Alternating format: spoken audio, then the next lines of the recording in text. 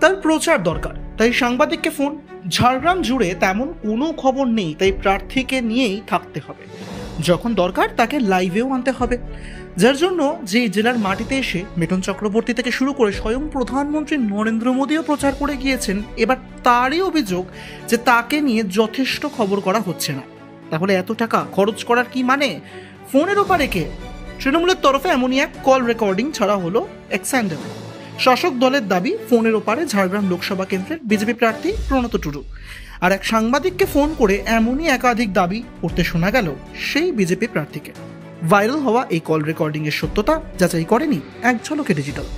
ওকে সবসময় আমার সাথে থাকতে হবে, বুঝছেন তো? আচ্ছা আচ্ছা, আমার যখন মনে হবে তখন আমি লাইভে আসবো, ঠিক আছে? লাইভে মানে আপনারাই লাইভে আনবেন আগে আমাকে। আচ্ছা আচ্ছা আচ্ছা, হ্যাঁ, এটা আমি বারবার করে আপনাদেরকে বলছি, আমাকে নিয়ে আপনাদেরকে ভাবতে হবে। এখন ঝাড়গ্রামের কোনো নিউজ নেই, ঠিক আছে? প্রার্থীকে নিয়ে নিউজ করতে হবে, বিজেপি প্রার্থীকে নিয়ে নিউজ করতে হবে, হ্যাঁ, বিরোধী পার্টিকে নিয়ে নিউজ করতে হবে, যা কিছু এইসব নিয়ে নিউজ করতে হবে। একদম সঙ্গে একজনকে রাখুন, ঠিক আছে? কারণ এই যে একটা জিনিস বলি আপনাদেরকে, যে দেখুন ব্যাপারটা হচ্ছে আপনাদের তো সেইভাবেই কথাবার্তা হয়েছে না, ঠিক আছে? আপনার যদি ঘরে বসে যদি আপনাদেরকে যদি আমি বাইক পাঠাই বা ছবি তুলি বা শুধু না না না না না একদম না, তাহলে আর এত খরচা করার তো কোনো মানে হয় না, ঠিক আছে? যে কোনো একটা জিনিস ভ্যালু আছে।